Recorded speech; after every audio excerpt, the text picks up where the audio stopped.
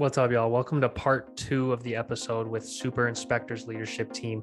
Hopefully, you got through part 1. If not, go back and listen to it. I'll link to it in the description below. But part 2 is super meaty and I love it. So, we talked a lot about building leadership teams by investing in them and just how Super Inspector invests in them. And then we talked to their leader of their sales and growth team to talk about how they connect with agents and how they grow their footprint by connecting with agents.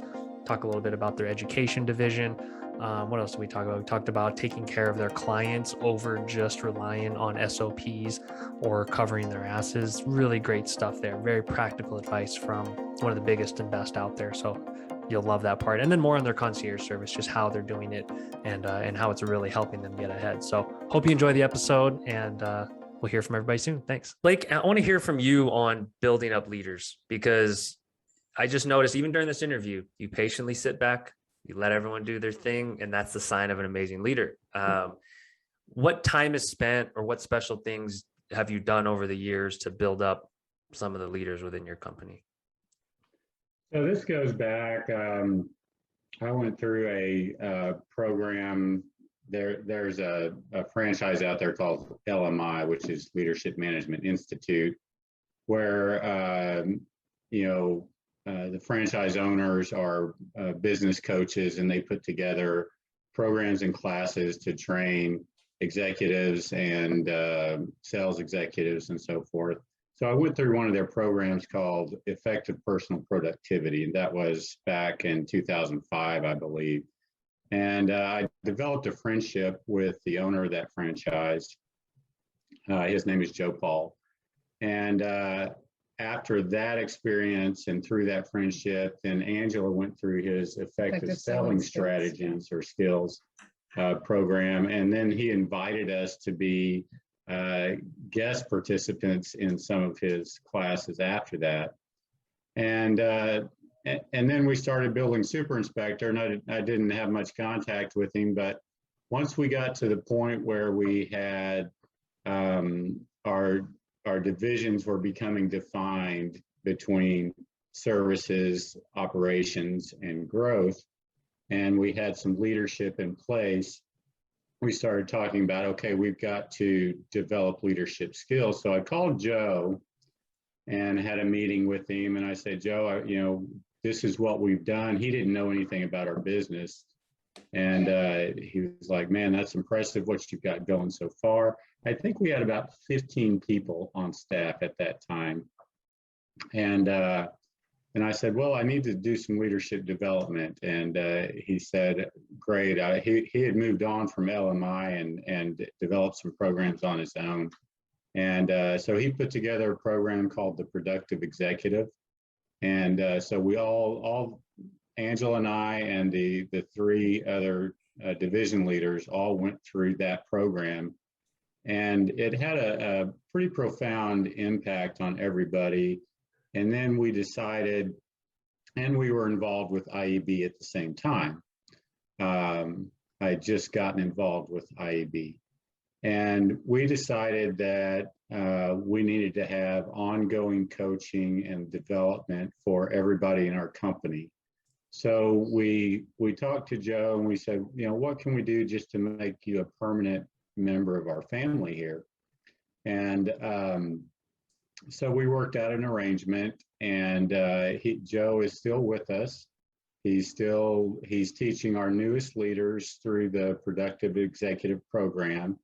He is there for all of our team members if they're struggling with anything business-wise, or even, personally. Joe's a great guy to talk to help you through personal issues as well.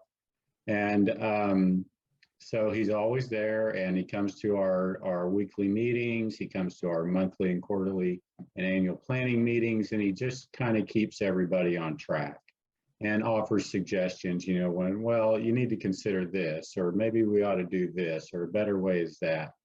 For $1 million, that's it? Only 1 million? Yeah, and he pushes us to strive for more. I Love think that. the first year we brought him on, we were doing our projections for the next year on how much annual revenue we thought we could produce, and I think our goal is going to be 3.5 million. And he's like, 3.5 million, you can do 5 million next year, easy. And that sounded outrageous to us at first, but then when I just sat down with my spreadsheet, which I love spreadsheets, and I started saying, okay, what does it take to do $5 million in revenue? Well, we have to have this many inspectors. If we have to have that many inspectors, then we have to have this many people answering the phones. We have to have this many people out there building relationships with realtors in the growth division.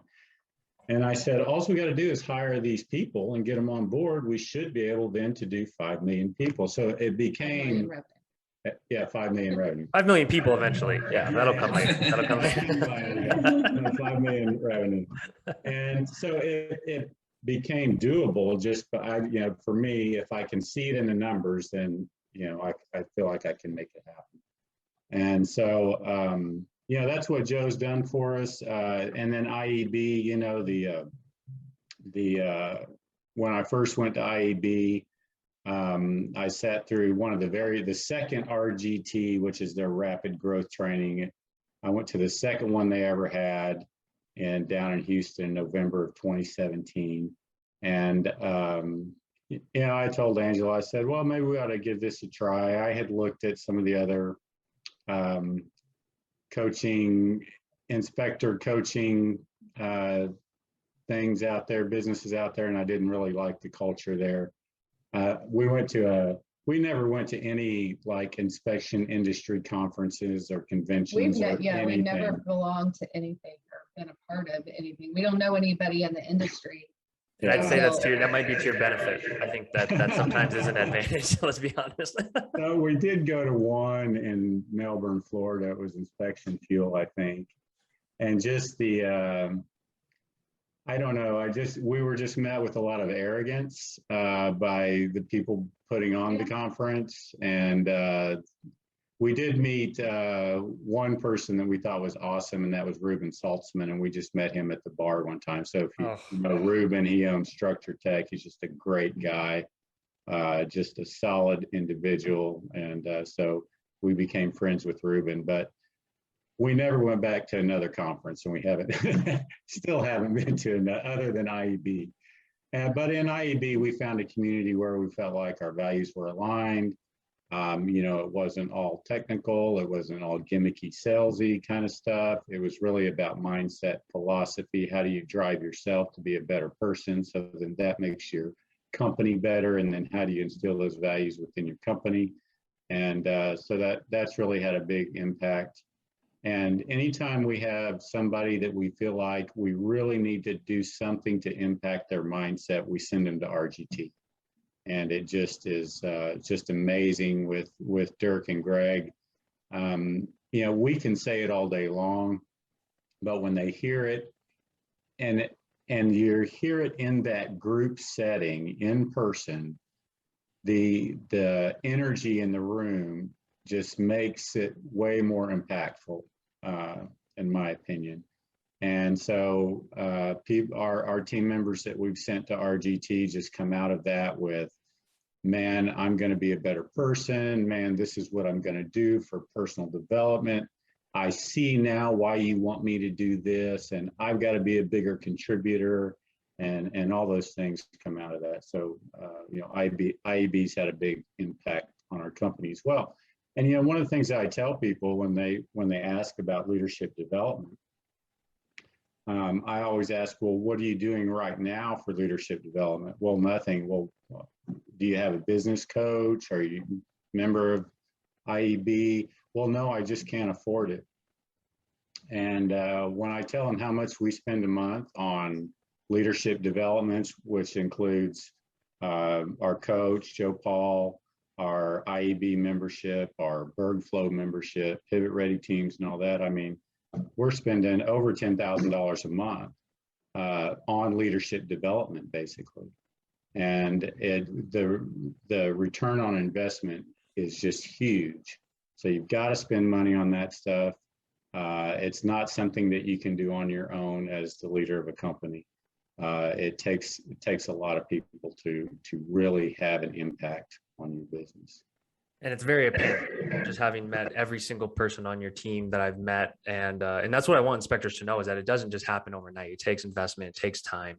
We both have, large teams. And so I think, yeah, the IEB stuff, to me, is transformational. Having been in the industry before it and after, it's kind of unbelievable. And I find myself looking forward to only those conferences and wanting to only go to. I think I'm going to send people to RGT. I got with Dirk. I was like, can I start sending people? I'll pay for it. It doesn't matter. I want to jump back to Ashley and get you involved here. And Blake, thank you for sharing that. I think that alone can help inspectors think about how they view leadership and how they view trying to inspire others and all the work that goes into it. Actually, this growth team has grown, obviously. I'm curious what goes into building those relationships. I want to get very granular here in terms of meeting with an agent for the first time or getting coffee. That the typical route is, let's get coffee. Let me do a CE presentation and bring donuts or breakfast burritos or whatever. You guys always play on a different level. You guys are just on a whole different field. So I'm curious kind of how you view those building those relationships and how it goes, and kind of any objections maybe even that you do get. Yeah, absolutely.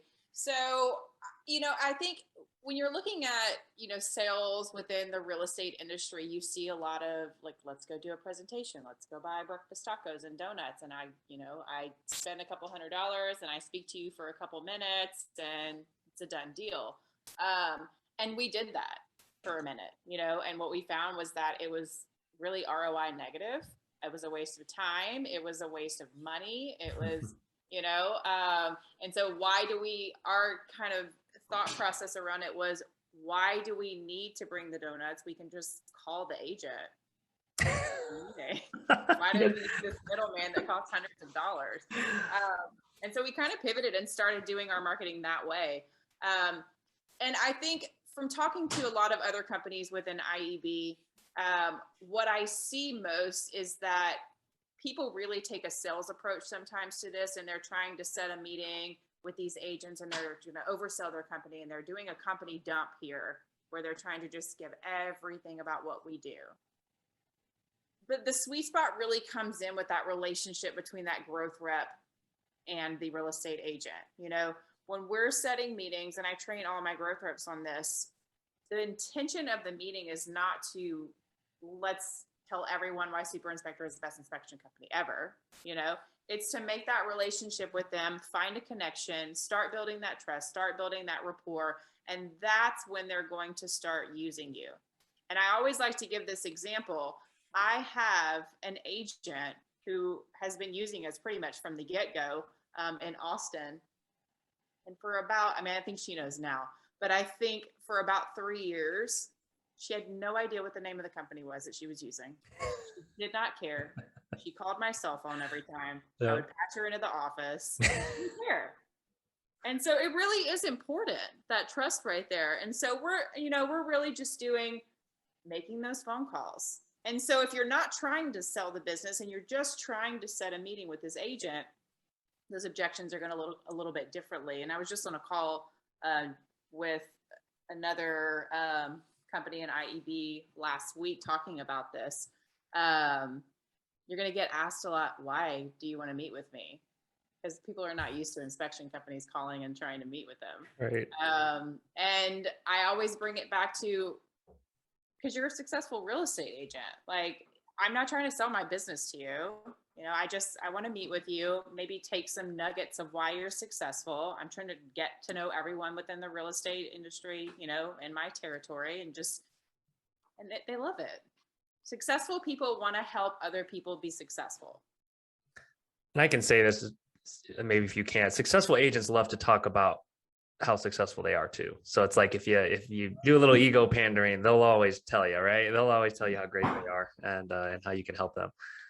Right. But no, that's great. And I'm sure your vision for the team and the growth has even grown from here. And so I can only imagine the scale and scope of kind of what you're after now. I think it's amazing. Yeah. Let's jump to the education side. I wanted to make sure to get to that too, because I think the school stuff, super interesting. We're in a fragmented industry when it comes to training. Obviously, half the states in the US don't have any state licensure at that level. And it's kind of wild, wild west. So how did you all first think and come to this and to say, this is an area we can attack? Well, so first it started with just the CEs, and we were working with real estate agents, right? And trying to just raise their understanding and pour value into them and how they can leverage a greater understanding of what an inspection is about for the success of their clients. But then as we started growing and trying to train people and all that, we wanted to get involved in the inspection. Is born out of the same spirit of how do we help people? Well, we call it, I mean, we say, how do we help them learn to do it the super inspector way? Because anybody can go get their book knowledge and pass the state and local exams. And so we'll go get your knowledge, but then you got to learn how to apply that and how to build relationships and how to inspect beyond that. And that's what we're really focused on, is that training. That's what we call it Super Inspector Training Academy. How do you learn to be an advanced inspector? Got it. You know, and you pay attention to a lot of communication. So, you know, we've built a course, and I need to talk to you about it, Kevin, on, you know, how to use Spectora, because that's what we use. So, you know, and then how do you explain to a client how to navigate this report online? What does it mean? And here are these informational tabs. And so we're dedicated to teaching. So they go through all that before they give the, you know, the verbal, the actual nuts and bolts. And we talk about how you do verbal presentation and stuff like that. How you inspect something beyond the standards of practice. How do you exceed, you know, all expectations? And just what Blake was describing, you know, how am I going to give information to my client that matters? And that's what we try and teach. That's what we're really about. We also, you know, the training for the inspectors, you know, in their training, they learn and come to understand that the most important thing they do during the course of an inspection during the day is to give that verbal report. You know, to give that verbal report, to get the information to the client in a non-threatening way, to learn to read your client when you see that deer in the headlights look, you know, to back up a little bit and to speak to that fear that the client has. So, you know, when I see one of my clients, when I was out in the field and I'd see one of my clients start getting that scared look, you know, just to back up and to be sensitive to that and say, look, you know, this house was built in 1984. This report would apply to every house on this street. This is nothing unusual, you know, just to calm those fears down and to defer to the realtor to say, you know, all this stuff is repairable. It's all negotiable. That's what you have a realtor for. And to, like you said, to go to that ego to say they're a great realtor. She's really good at what she does, or he's really good at what he does. You know, this is not anything you need to worry about. We teach our inspectors that if the client's halfway through the verbal report and throws their hands up and says, I'm not going to buy this house, you didn't do your job. You know, when I was out in the field, the thing I loved the most was when my realtors quit coming to the verbal, because they trusted me. They knew I wasn't going to blow their deal. And we teach our guys, you know, yeah, maybe there's a panel in the closet that's going to be $3,000 to move, but let the electrician come out and blow the deal. Don't you blow the deal, you know? So that, you know, that's the most important thing we do is gain the trust of our realtors. Wait, you're telling me that the size of the margins on the PDF isn't the most important thing? It's actually communicating with your clients. Amazing, right? I think every inspector needs to hear this. If you guys, I mean, that's our models. How do you teach an extremely customer client oriented inspection versus I'm covering my liability inspection? I think if you guys aren't selling this yet, I think you could probably sell 5,000 courses a year to new inspectors on this. I think every new inspector in the industry needs to take a class on this from you guys. So we'll pimp it out for you when you're ready on that, because there's no training like this. And we always say that. I joke about it, but I think there's no training on the verbal, the driveway speech, how to conduct yourself, how to be professional, how to deliver all this. And I think it would save a lot of inspectors. So I love that you guys are already ahead of this. And you know, Blake, you know, when I first came on board, I had to do 100 inspections with Blake, and I felt like I was a pretty good inspector. I did a couple hundred inspections in that first year. But as I was going through the house with Blake the first couple of times, I mean, I just kept thinking, like, man, I hope I don't get sued. You know, I hadn't pointed out half the stuff this guy's looking at, you know. And most of it was above and beyond the scope of the inspection, but where Blake was talking about other inspectors are fearful that increases their liability. As far as I'm concerned, it decreases the liability because you've gone above and beyond. You've shown the client the things that other inspectors aren't going to talk about or show them. And it just shows that you have a level of concern for this client that goes above and beyond just your job, that you're going to go above and beyond for the client. And that comes through. It's the power of trust and loyalty. And you guys build that relationship so deeply. It's clear. Like someone doesn't want to sue someone they really like and trust. It's just not going to happen, right? Kevin, it's really go ahead. Sorry. Blake. I was going to kind of tie it back to the spirit of everything that we do on the education side. My first foray into education was I just saw that huge disconnect between what clients and agents expected from the inspection and what the inspector could actually deliver, or going by the basic standards of practice was required to deliver. Just for instance, I read a survey that actually I think Nathan Thornberry did, where they surveyed 30,000 home buyers, and a couple of the questions really stuck out to me. Like the question was, do you expect your inspector to report the evidence of rodents in the attic? And 97% said yes, but yet there's no standards of practice that require that an inspector report that. And so it starts coming up, clients move into a house, they find out there's a rodent infestation, they call a pest company, there's hundreds or thousands of dollars worth of work that needs to be done, and they call the inspector and say, why didn't you tell me this, right? It's happened to us. And the other was on environmental issues like mold and asbestos and radon. Same thing, 97% expect it, but very few inspectors deliver on that. And so I created an education. First, I just created a couple of documents, flyers that I could hand out to agents talking about what the standards of practice are, why it's important to get a home inspection, how to prepare the house for inspection. And then we turned that into some continuing education for realtors, because we're just trying to we thought if we could educate the realtors, hopefully they will educate their clients, and then we follow up on that during the inspection. And so it would put the proper expectation in place so that our clients weren't dissatisfied after the inspection. If something came up. And then, of course, that also spurred us to continue to go above and beyond. We will report evidence of rodents in the attic if we see them. Yeah. And it's not just if we see them, it's also now we're intentionally looking for it, because we do know that the clients, expect it. So just mentioning if you see it versus actually looking for it and bringing it up, it makes all the difference. Absolutely. So you were asking Kevin about, Blake's philosophy on leadership development. A lot of what we're doing in education is related to that. So what has impressed me is one of Blake's core personal beliefs is the value of freedom. So that's why he pays people more, because he wants to give them the money and they have the freedom to apply that and change their life. And so what comes with that is this huge commitment that he has to decentralizing how we operate as an organization, which becomes more and more and more struggle the bigger you get, because the temptation is to want to build processes and everything so that you can control quality, right? But we resist to do that, and we preach principles, and that's what we're trying to do here, is teach people how to inspect based on principles, and they apply differently in every varied condition that you're in, but it's all principles governed around customer relationship, not liability centric.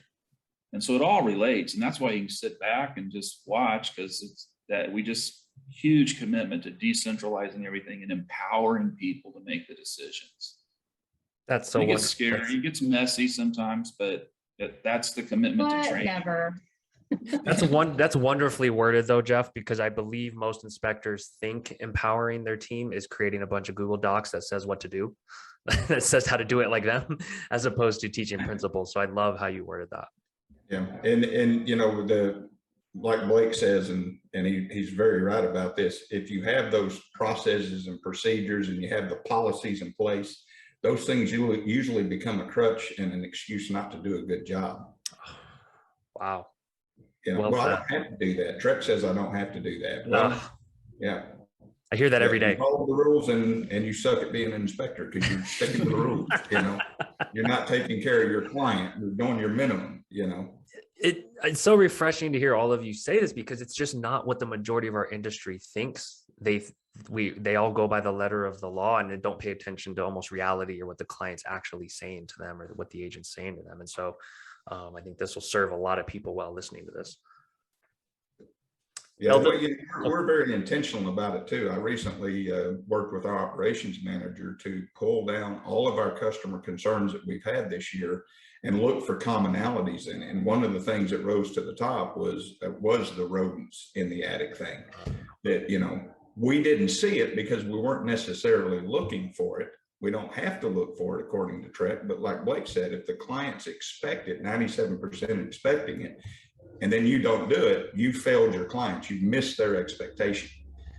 So if you know they're expecting it, it's very easy just to take a few more seconds to look around the attic and look for that problem. So it's being responsive to what you know your clients want and providing that whether you have to or not.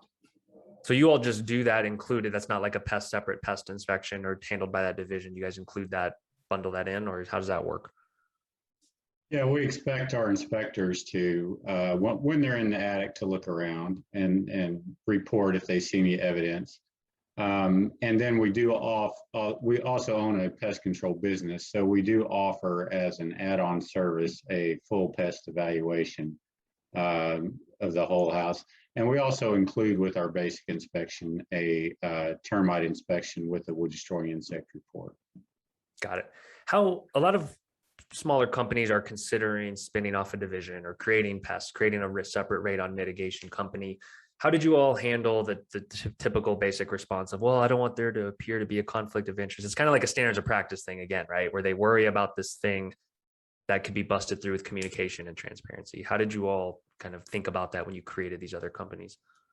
You're assuming that we think a lot.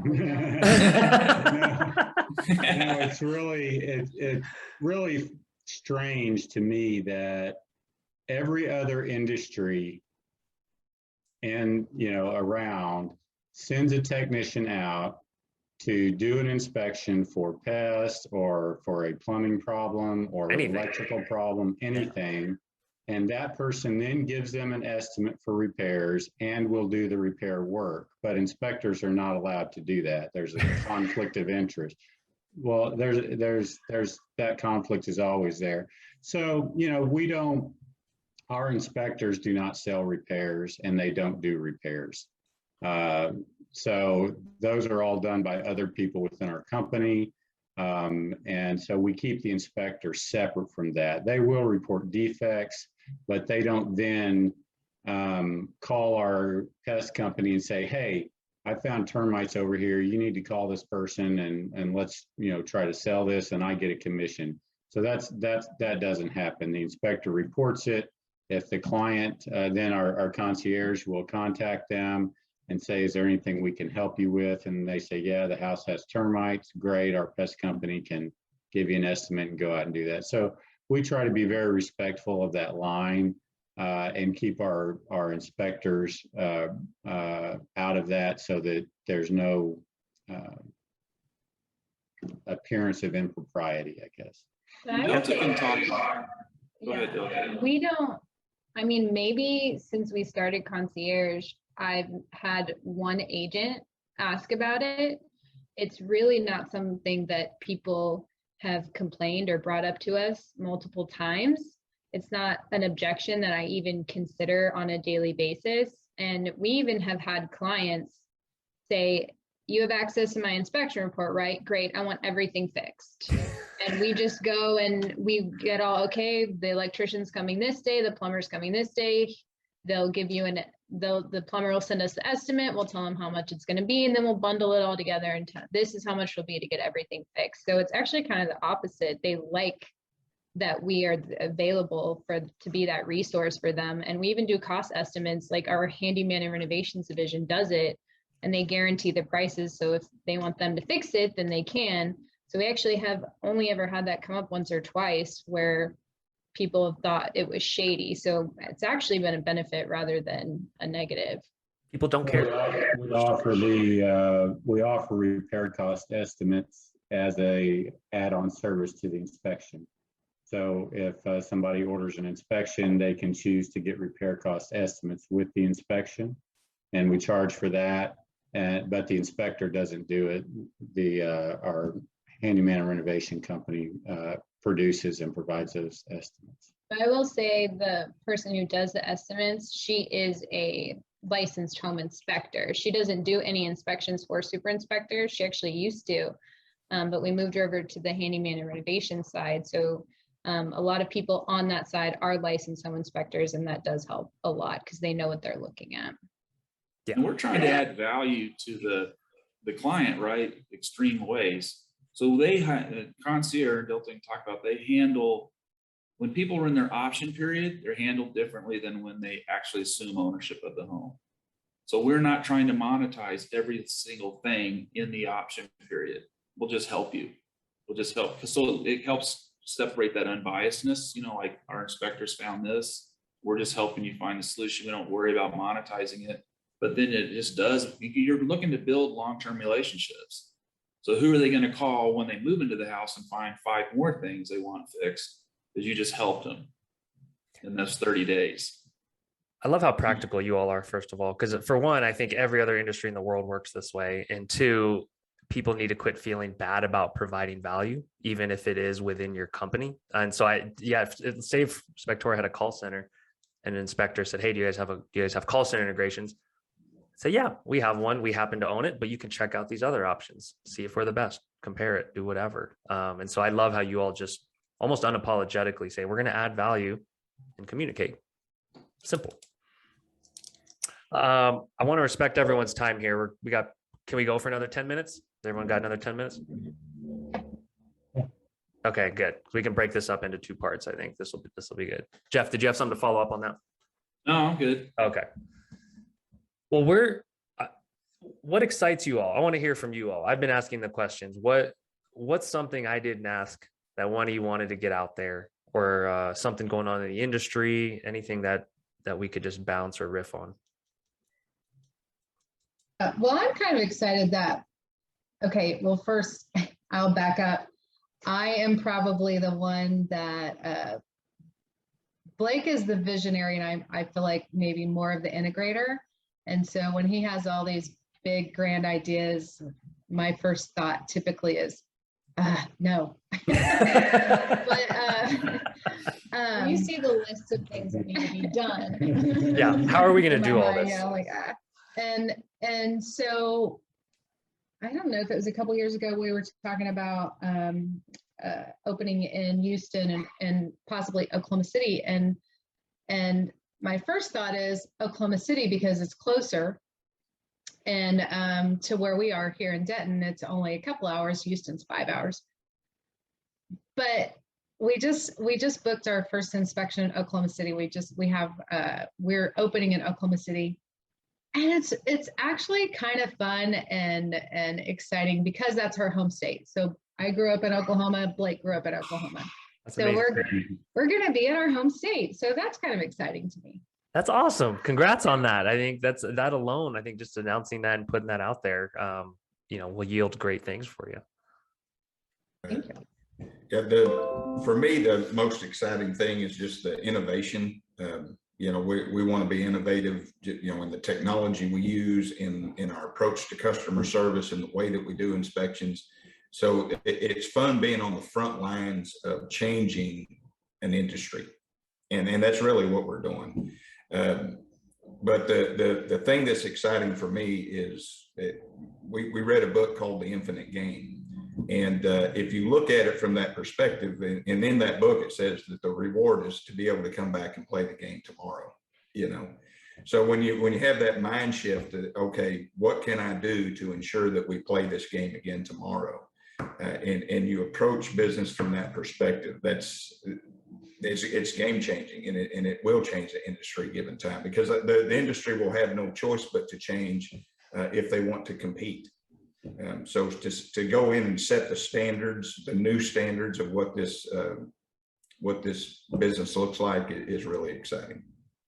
You guys are a force of nature. That absolutely changing an industry and the way people think. I think it's amazing. I think for me, what I'm most excited about is, one, and I think these two tie in together. One, looking at all of this expansion that we're about to be doing. I'm like, oh my goodness, this like 50 city plan. And in the next couple of years, we're going to look back and we're going to be like, this is a completely different company. I am a junkie for like grind culture. So knowing that this is like coming, I'm like, oh, I just get so excited thinking about it. But two, and it ties in with that, because of that expansion, we're really able to take the people that are with us now and then take new people that we don't even know yet and just really completely change their lives, And so Blake and Angel are such big proponents of like, giving second chances. You don't have to have like the perfect professional background to come on with this. Like, do you have a good personality? Are you ready to go out and have a yes mindset? Great. Come on board. And so I love getting to watch, like, and I've already started to see it as we grow and as we create these new positions, everyone's lives are changing. And I love that. I think that's probably like the thing for me. That's cool. Scale, culture, changing people's lives. It's a beautiful thing. Ashley stole my answer. Yeah, I guess Delta, from your vantage point though, you're seeing it at like a different phase of life, obviously, but how are you seeing the company evolve and grow with like even who you guys bring in, and are you involved in kind of helping craft that culture? I'm sure you are within the concierge group, right? Of just how you guys do things over there. Well, I think kind of like what Ashley said, it is really exciting to get to see the people that fall into our lap or that other people bring in, and we can create these opportunities for them. And it makes me get emotional every time when I think about it. And just the idea that we're going to create, not just that we're expanding in other cities, but also going deep in, we're not stopping at pest and handyman and renovations. Our team is going to grow to moving, our own insurance. We totally forgot, we started our own utilities division. We actually have 8, I guess. And just the amount of talent that we're going to find. And when they were talking about interviewing, I think it actually helped to be a novice at it, because all I watched them do was listen. That's really what it was, is just listening to people and asking them questions. Tell me more about that, explain this, or why do you think that happened, or how has that changed your life? Rather than most interviews you walk into, it's tell me about a time you had a conflict with a supervisor. Yeah. We use some of that too. But we get to know them first. So I'm excited to watch how the culture will stay instilled in the people that we bring on. And that's something that is difficult to keep in growing the multiple sides of the business, and making sure that super concierge's culture is the same as super inspectors. And you were right when you said it doesn't happen overnight, and mistakes have definitely been made, bad hires have been made, but we're just going to try our best to stick to that culture and ask questions and listen.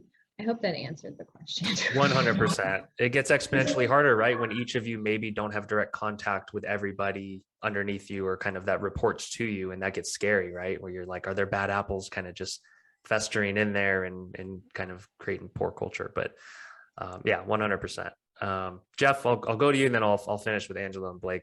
What's interesting on your horizon? Is all education? A lot of it's just the people, right? Who you meet along the way, and the opportunity you create in their lives. So, we create a goal in the future for 1,000 inspections, let's say in Oklahoma City.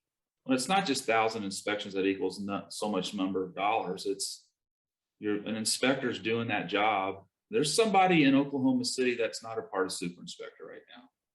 who will find and it'll change their life moving from one vocation to this. It'll totally change the trajectory of their life and their family from here on forward. And the 1,000 inspections aren't just 1,000 inspections, it's 1,000 homes that families will grow up in, and young kids will become doctors, lawyers, and all that. So it's just building all those relationships and being excited about that. And then I just find people, I love enjoying and teaching classes and running into inspectors and, you know, learning from them and sharing life stories and all that. And again, trying to pour some value into their lives and helping them see how to do it a little bit better. It's just all exciting. It's the people, really. It's a whole journey. Can I add something to that real quick? Yeah. You know, Jeff teaches these classes, and I've gotten so many recruits from these classes because they see Jeff, they see his passion for what he's doing. He talks about super inspector and our culture, and that's attractive.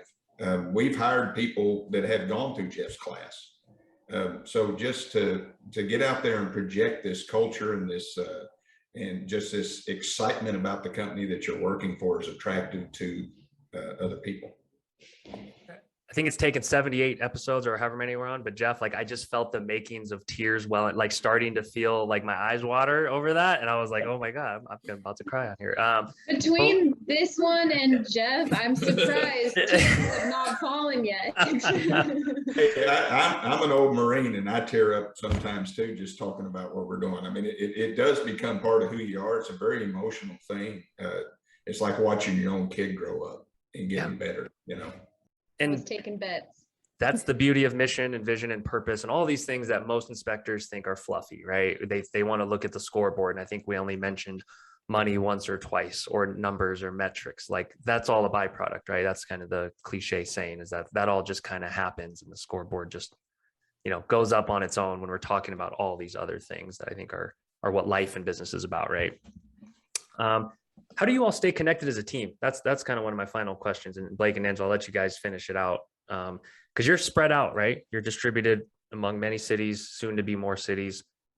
How do you communicate? When do you meet in person? How does that all work? It's very important to her. That's my point. Yes. Well, except for Ashley, we all are in the office pretty much all the time. It is important to me that we are connected, and so many things that really go into this, but not just as a leadership team. Gosh, how many times did we meet a week? And Ashley is there on Zoom, or if it's quarterly meeting, leadership or planning or something, then she's there in person.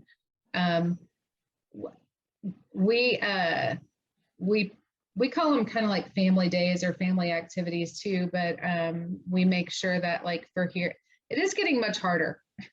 So for Dallas Fort Worth, we have a lake day in the summer at Donnie's, and we go out on, he has a lake, his main residence is at the lake. And so we ride jet skis, and we have a cookout, and we get together, and then we go down to Austin, and we invite all of them, San Antonio, Austin, inspectors, and our Houston team to float the river together. We spend a weekend together, and we eat all that expense, right? So not only are we putting this event on, but they're not working.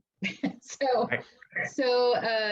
we have a lot of lost revenue, but that's okay, because we're making investments in our family, basically. We do lots of team trainings, quarterly team meetings, not so much training. It used to be training in our dining room. We used to meet once a month, and Blake would do the technical side, and I would do something fun, like build a house out of hot dogs and spaghetti noodles or something like that. But so now it's more just about teamwork and mindset on our quarterly trainings, and we outgrow our venues like every quarter. You know, we've hired over 50 people this year alone, and so I'm struggling to find the right place for our next team meeting at the end of September. You'll be renting out the Lakeway Resort for just super inspector. Oh my gosh. That sounds fabulous, but the dollar signs are also in the back of my mind. What would you add to that? Well, just what I see exciting. I mean, just seeing our organization grow and find ways to stay connected as we grow. So one of the most exciting things we've done this month is we're hiring so many people that orientation and onboarding we were doing one-on-one, and it just became overwhelming for our two-person HR department. And so we started this month group orientation. And so we bring every 2 weeks, we have an orientation day, and we bring all the recent new hires in. No matter where they are. Group. Yeah, so they come from Houston or Austin or Oklahoma City, or San Antonio or Dallas, wherever. And so our first group orientation, we had 11 new hires, and just the morning when we were getting ready for that, everybody in the office building was so excited, and it was just brought a lot of energy, and they got to meet all the new people and all the leadership of the company, and we tell them about our origin story and our mission, vision, values. And this last one we had 5, and Jeff did a presentation on our culture and values. It was just amazing. And yeah, and I should have videoed it. So just seeing the organization mature in that way is very exciting. I'm also excited about what technology is on the horizon for the industry. So we're trying to stay ahead of that as much as we can. Spectora, of course, has kind of helped push the technology forward some, but I still feel like technology in the industry is way behind where it could be with what's available out there. So we keep our eyes on the horizon for new technology that can transform the industry. And so I'm pretty excited about that. We're experimenting with some different technologies that we've come across. It's not there yet as far as something that would create like a virtual inspection or something like that, but it's coming, it's out there. And so, that's something that's pretty exciting. Yeah, that the tech side definitely excites us as well, thinking about, with the Matterports of the world and just what could be done with everything. And there's probably things we haven't even thought of yet that are going to transform our industry in the next 5 years. And so exciting to hear that you all are in the forefront of that. Hey, Kevin, I just want to say real quick that I want to give you props in Spectora. I mean, literally, it has given a lot of our inspectors their life back. And that was important to us. I mean, they're able to go to their kids' baseball games and all that again, where they couldn't before. Yeah, we used to use, it's just a game changer. And so, and then your guys' commitment to innovation, we can send something up the stream, and in 2 months or so, 3 months, you see it applied. Just y'all's quest and thirst to make it better all the time. How easy it is to build templates that we can create a quality product for our clients. It's amazing. Great company. I appreciate you so much. Well, thank you. I appreciate that. And there's a reason why I think we came to find each other, and I think why we're connecting with other, IEB companies. I think the values align, and the hunger to continue to be better. We never put out stuff as fast as I want. Of course, I'm probably the unrealistic visionary too, where I'm just like, why can't we get this out? And then the team's like, dude, this is a very difficult feature. But I think the partnerships with the companies in the industry that see the future, see what's on the horizon, and then understand the bigger picture and how it can impact, like, say, the biggest and best in IEB. We're like laser focused on a lot of those features, and we have those conversations every day. And just like you guys have with your clients, it's like we commit to having those conversations to just better the industry, but to give you tools to kind of help you guys with your mission. Donnie, you were going to jump in. No, that's okay. I was just going to add something to what Jeff said, but I don't remember now. So, all right. Well, let's wrap here. This is already amazing. This has been amazing. I think you all are wonderful, wonderful humans. Thank you for taking an hour and a half to kind of share the story. I hope we hit everything. We may have to do a part 2. Who knows? We can pick topics and just and make this a revolving or recurring thing if you guys want. But absolutely. But thank you so much. Such an inspiring story. You guys push us to be better. Every time I get around you all, and by extension, the IEB crowd, I come away just on fire, just ready to do a million things. So thank you for that. And you guys keep changing the world.